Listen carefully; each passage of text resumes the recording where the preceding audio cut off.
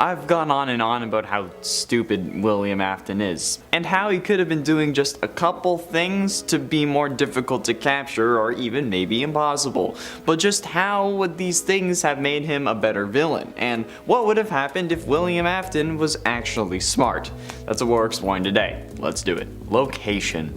The location of the various crimes does actually factor into its effectiveness, believe it or not. The idea that William was killing in his own Fazbear restaurants is a ridiculous concept that in reality should have gotten him sent to prison. The saying is something along the lines of like, don't crap where you eat, which some take literally, others take as don't date people you see on a regular basis, and in this scenario I suggest that it should mean don't kill people where you're seen on a regular basis or, you know, constantly because it's your own business, especially if it's the business that like targets kids. And while yes, this doesn't instantly make you guilty, but come on, the first thing that anyone would do in this situation, not even a cop, would be question everyone who was working when whatever had happened, or whoever it was disappeared. And let's be realistic, an incident the likes of the missing children's incident from 1985 would ruin a business permanently. None of this somehow they stay open bullshit, because in the real world they would end up closing permanently because no parent would want to go to a place where 5 kids went missing, especially when no bodies were found, which could maybe help them, but it certainly wouldn't help much. If Afton had any competitors, any at all, right? Even this world's version of Chuck E. Cheese, Afton should have gone there. If he had any competitors, or literally anywhere else, would have made more sense. However, he chose to kill where he eats, and that's probably one of the worst decisions that he could have made. Well, aside from, you know, the killing in the first place. Animatronics. While the animatronics are an entirely other mistake, this time around I want to talk about how stupid it was to hide the bodies in the animatronics. Like, how the f*** did he end up getting away with this? The smell of rotting bodies would already ruin the place, especially when its focus is eating pizza. The heat from the animatronic insides would speed up decomposition, and the animatronics are in front of people every single day. They even started complaining that they were leaking blood and mucus, as well as smelling like death. If this was real, and William getting away with it wasn't important for the plot, he would have been caught instantly. Oh, we never found the bodies of these kids, but now these animatronics are leaking blood and smell like death. Hell, they even make bone-crushing sounds when they move. We should probably check this out. Oh look, turns out we found those missing kids. William Afton, you're under arrest for the murder of Cassidy, Fritz, Jeremy, Gabriel, Susie. Boom! Instantly. I don't know how this wasn't an open and shut case. Straight up, William was so goddamn stupid that he shouldn't have made it to the first game. Not to mention how stupid he was by building the Funtime animatronics with these item containment chambers, as he was calling it, since the cops ended up questioning him about why he made those design choices in the sister location opening scene. Plus, he superpowered the jaw of Fredbear from Fredbear's Family Diner to end up giving it a jaw that accidentally killed his son. Absolute moron. William, not the son. It wasn't his fault that he got his head shoved in there. If he had put it in there himself, it would have been his fault, but he didn't. Enemies. Now, while William did choose a set of easy marks, since, you know, kids can't really defend themselves against a dude in a part animatronic furry suit, but he's a moron for exclusively killing that demographic only. I don't know why he did that. Sure, it's easier on him, especially when he's fully combined with an animatronic, but Henry serves as the opposition to William, and the reason William ends up burning multiple times. It's not Henry's fault that he turned into Springtrap, but it's certainly his fault that he turned into Scrap Trap, since this is most likely due to the FNAF 3 fire, and the FNAF 6 fire turned him into Burn Trap. So Henry has definitely been a pain in William's side for ages. Killing Henry would have resulted in nobody being able to chase William, basically. Like, Michael might have figured it out, but he wouldn't really be in a position to do anything without Henry. Henry gave him the FNAF 3 job, probably, and definitely gave him the FNAF 6 job, so if William had just offed Henry after offing his daughter, he would have had a much easier time. At least, I'd think so. That's why every comic villain wants to kill the hero, right? Because if they do, they'll have a much easier time committing all their various crimes. So how is this any different? It shouldn't be. William is an absolute buffoon for not killing Henry when he had the chance. I'm sure it was Henry reporting him to the cops, like, you killed this man's daughter. Of course he's gonna have some form of vendetta against your ass. He's coming for blood and he actively tries to kill you multiple times. That's not something that you should have just ignored. You should have just killed Henry after his daughter, because honestly it makes sense. Then you kill his wife or the mother of Charlotte, as long as she's in the picture, knows about it, and actually cares, because sometimes they don't. But mom's gonna go after anyone who wronged their child, okay? Oh, that's something to witness, I'm telling you. Even my mom is vicious as hell, and she's like the sweetest woman in the world. So, you just get rid of the family, alright? Especially when it's your business partner. God, you're stupid. And while William may never have been caught for these acts, that's simply because he couldn't get caught or the plot would make no sense. So ultimately, the game had to find an excuse for his ridiculous behavior. But William could have done wonders if he had just been slightly more intelligent and maybe actually thought about things. Killing kids in your own pizzeria is horrible for business, so do that somewhere else, okay? If he had, he wouldn't have hid the bodies in the animatronics, which would have prevented the kids from attaching their souls to the animatronics that they were stuffed into. Thus, William wouldn't have had to disassemble them, which accidentally released their souls, causing him to hide in his springtrap suit. The spring bodysuit would have failed without him inside, thus preventing Springtrap from being created, and William wouldn't have been sealed behind a wall for 30 years. During those 30 years, he'd still be possessed by the one you should not have killed, since they didn't latch onto an animatronic in the first place, they latched onto him, and he'd be unable to properly die still, but he'd have an extra 30 years to work on bringing his kid back to life. He wouldn't have needed to send Michael to get baby from Afton Robotics' storage facility, and Michael would have ended up fine. Fazbear Frights wouldn't have opened, resulting in the place never burning down, and the FNAF 6 game wouldn't have needed to take place. There would have been no need to repair the company image in FNAF VR. William would have been probably a millionaire, and he could have used that money to study ways to bring his son back. Perhaps discovering Remnant along the way, similar to how Henry created the Ella doll in the novels. William could have poured his grief into something, watched it become possessed, and then worked on recreating that in a robot version of his dead children.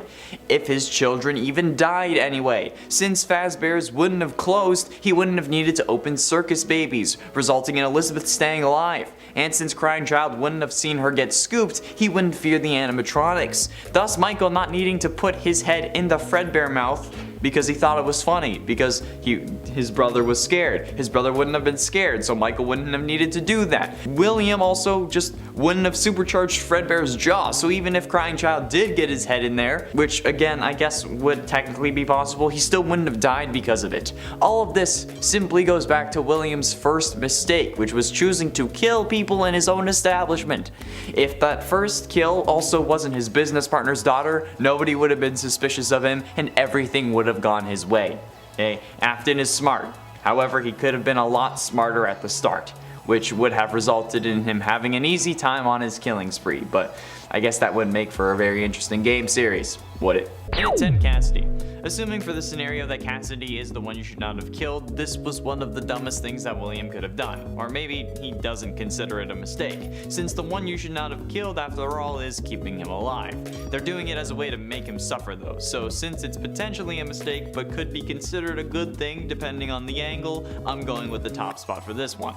Well, the first spot for this one. But even if he does consider that a good thing or an absolute win, or if Cassidy doesn't end up being the one you should not have killed, killing those 5 kids that made up the missing children's incident that most likely ended with Cassidy was a mistake, since it causes basically everything else in his life to go downhill, and he does end up suffering extremely only because of that kill and the others. So if you don't want to count Cassidy as the mistake, count the missing children's incident as the mistake. And at 9, Charlotte. While yes, Charlotte may have been Afton's first true kill, causing his descent into madness, this is more so because of what she turns into.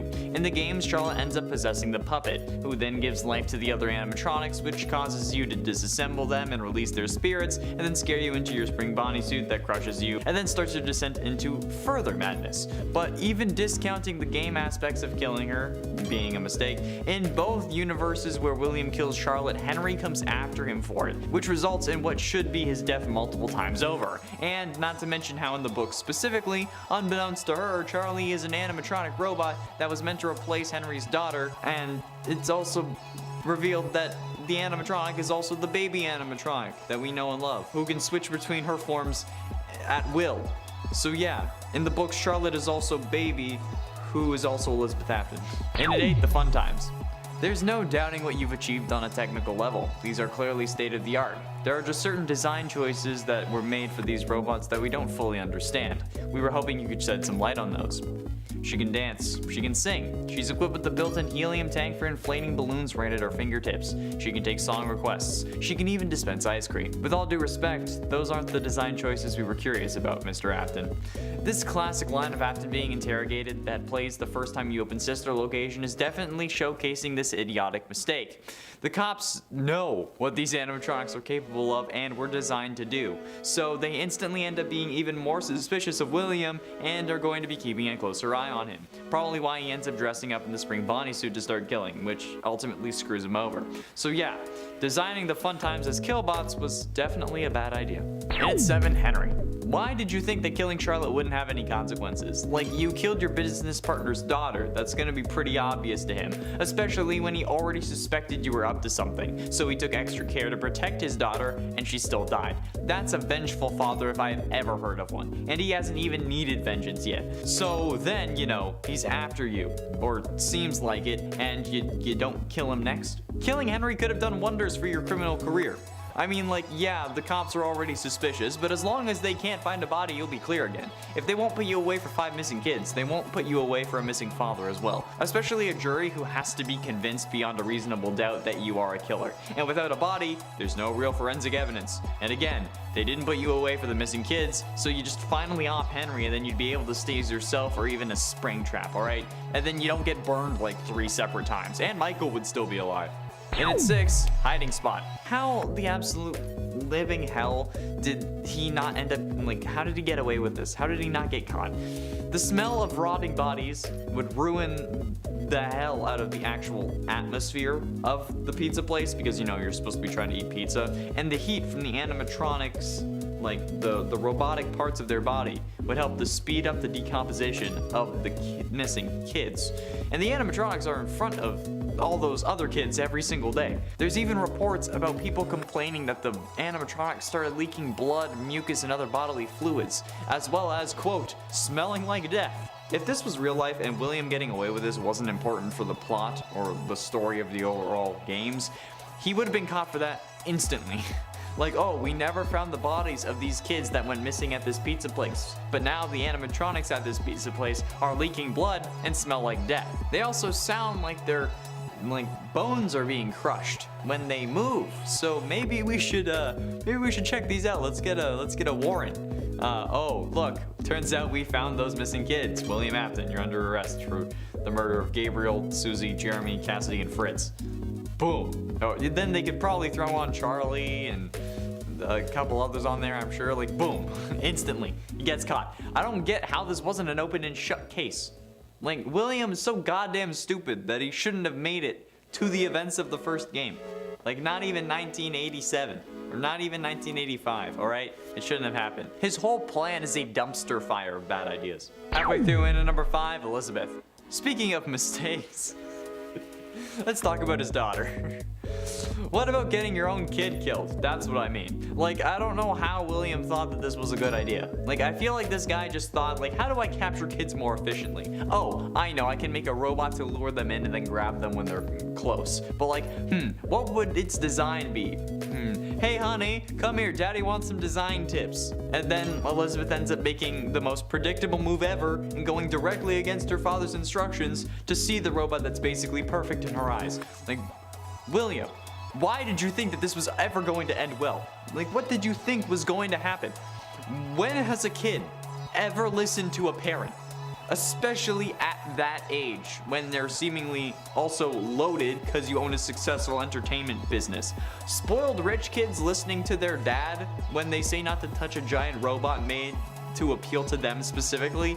Yeah, genius idea, man. God, you're a real special kind of stupid, William, aren't you? Like, program a blacklist of kids not to steal, right? You have facial recognition tech, so come on. Just make a blacklist, like, don't kill my kids. Easy. God. And at 4, crying child. I've had a ton of people complain to me about how Crying Child's death wasn't William's fault, since he didn't put Crying Child in Fredbear's mouth, and the spring locks failing were because he was crying. However, to me, there is no logical way that the animatronic jaw should have been able to crush his skull, okay? The spring locks were already active. Crushing his skull would require a lot of power to actually accomplish with just a normal opening and closing of an animatronic mouth. So the only way that Crying Child's skull could have been crushed was if Afton had intentionally supercharged the animatronic, which would make sense if he wanted to use it as a kill machine or a backup kill suit maybe if Springtrap or Spring Bonnie ever ended up shutting down. Figuring more power would help him out, which clearly it did, just in the worst way possible. There is no way that this was a spring lock failure either, okay? The Fredbear suit was already in animatronic mode, meaning that the spring lock mechanisms used to keep the robot parts to the side of the suit so that someone could be in the suit weren't being used. The spring lock failure problem comes from when those mechanisms are put under the stress of keeping the parts away from the person in the suit. If it's in robot mode, the spring locks can't fail because they're not being used. Keep in mind that the term spring lock in this context is referring to the actual parts that move the robot bits away inside the suit, rather than just the suit as a whole, which is also referred to as a spring lock. Well, it's referred to as a spring lock suit, okay? If I was talking about the suit, I would say spring lock suit. Getting close to the end in at number 3, Princess Quest. The whole reason Princess Quest is a thing in Security Breach was to lock Vanny away and prevent her from regaining control of her body. So why did William create or allow for the creation of a sort of fail-safe that would let her escape? I mean, sure, they didn't expect a kid to come along and figure it out, maybe, but given the track record of this series, you'd think that Afton would have smartened up after at least 40 years. But that's like having a self-destruct button on a bomb that you plan to use to wipe out the entire city, but you still want no one to stop you. Or like if the Flash had a steal my speed button on his suit that you could just like tap. It's just stupid. Like, if you want something to work, why give it away to fail, you know? This is one of the dumbest things that William has done, and probably the 3rd dumbest thing overall. And I'll talk about the most dumb in a couple minutes, but seriously, what's the point behind a way to undo your evil plans? One of the absolute most ridiculous things in this story. Like, I get it, so that we can save her and have a good ending, but that ending isn't even canon, so we could have done without it. It's one of the dumbest things known to man at this point. Like, William has the brain capacity of a toddler. And ultimately, in at number 2, Springtrap. Being the genius behind some of the most advanced robotic technology in his universe, we expect a lot from William Afton. He's the suit technician, but he's also the main killer, so he should really know what he's doing, right? No. Apparently not, since after discovering that the original 5 animatronics were possessed, he disassembled them to learn their secrets. This inadvertently released the spirits of his original 5 victims, however, causing William to panic, which is fairly reasonable since, firstly, they're freaking ghost kids, and also because they're ghost kids that he killed. So this absolute animatronic genius, the technician that handles the suit maintenance and has explained to every employee the proper procedure for the spring lock suits, including the spring body suit that he uses to kill, ends up climbing inside the suit in a panic, in an attempt to make himself feel more powerful and maybe to scare the ghost kids off. However, since he's so smart, he didn't notice the moisture of the room, the leaking ceiling, which ended up causing the spring locks that were active at this moment, since it was in suit mode, to fail, which would have killed him had he not been possessed by the one you should not have killed. Ironic. And finally, in at number 1, location. The biggest mistake William has ever made, and I will stand by this till the day I die, was the fact that he killed people in his establishment. Okay, it's unknown if this was always his intention, but come on, who the absolute hell thinks that this is a good idea? Who in the comments wants to justify killing your prime demographic in your place of business? Dealers don't kill their best customers, right? Because it's bad for business. So why would William think it's a good idea? Literally, go anywhere else. This is like basically killing someone in your house. Okay, it's putting unwanted and unneeded scrutiny on everything you do. You even end up getting banned from going back in there while the investigation is underway. And it's not like it helped your business. You had to close the first location, resulting in you having to open another location called Circus Babies that ended up killing your daughter. So I think that this mistake is the one that caused every other mistake in the series. All you had to do was kill someone at the park. If you killed someone at the park instead, your kids would be alive. You'd be harder to suspect, and then you'd also be rich from your business. And that's why William is a dumbass.